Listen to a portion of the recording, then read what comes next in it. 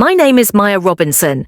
I'm 31 years old and I'm a criminal defense attorney. 4 days ago, my twin sister walked into my law office covered in bruises so severe I barely recognized her. When she told me her husband did this, I made a decision that would change both our lives forever. I swapped places with her and I made damn sure he would never forget it. You see, when your identical twin shows up bleeding and broken, begging you not to call the police because she's too scared, something inside you just snaps. I've spent 10 years putting criminals behind bars. Never did I think I'd have to become one to save my own sister. But here we are, and I'd do it all over again. If this story resonates with you, hit that like button right now. Subscribe so you never miss stories like this. And comment below, what city are you watching from? I want to know how far this message reaches. Now, let me tell you exactly how I taught that monster a lesson. I need you to understand something about me and my sister. We're not just twins, we're identical. Same face, same voice, same mannerisms. Growing up, even our parents couldn't tell us apart sometimes. We used to switch places in school, fool our teachers, play pranks on our friends. It was all fun and games back then. We were inseparable, two halves of the same soul. That's what our mama used to say. But life has a way of pulling people apart, doesn't it? After college, I went to law school. Kayla became an elementary school teacher. I moved to the city, working 80-hour weeks at a law firm, clawing my way up to partner. She stayed in our hometown, teaching second graders how to read. I was chasing success. She was chasing, I don't know, peace maybe, normalcy. And that's when she met Derek Collins. God, I should have seen it coming. I should have paid more attention. But I was too busy building my career, taking depositions, winning cases, making a name for myself. I missed the warning signs. I missed everything. Derek seemed perfect at first. Pharmaceutical sales rep.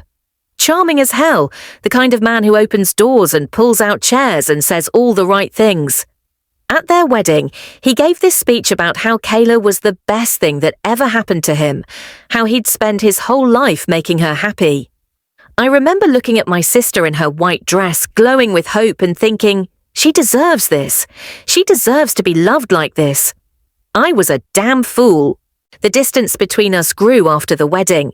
At first, I thought it was natural. She had a husband now, then a baby, my niece, Aliyah.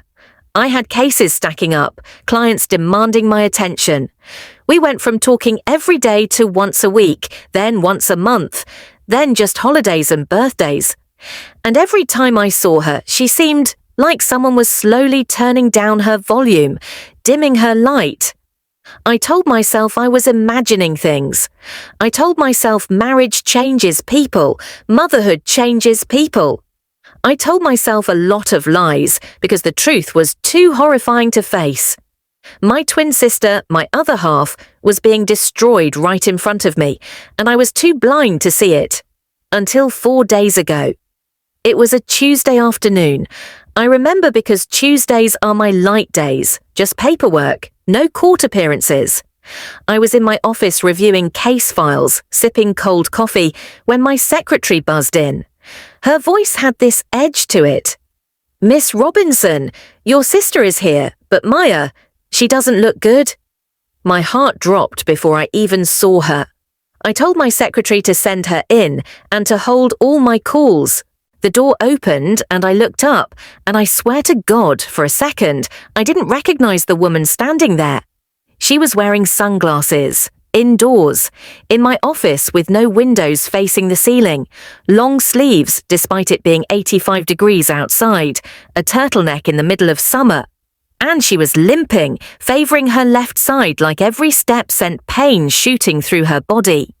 I stood up, my attorney brain already clicking into overdrive, cataloguing details, building a case before I even knew what the case was. She didn't answer, just stood there, trembling, closed the distance between us, and locked my office door. Whatever was about to happen needed privacy. "Take off the sunglasses," I said.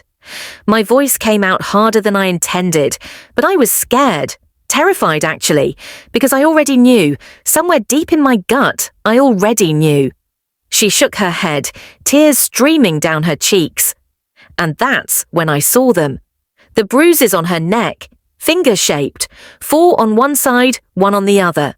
Someone had choked my sister. Someone had put their hands around her throat and squeezed. I reached up and pulled the sunglasses off her face myself. And what I saw, Jesus Christ, what I saw will haunt me for the rest of my life. Her left eye was swollen shut, the skin around it a deep purple black. Her lip was split, still crusty with dried blood. There was a gash on her cheekbone that should have had stitches but didn't. And her eyes, the one that could still open, it was dead. Like someone had reached inside her and scooped out everything that made her Kayla, and left behind just a shell.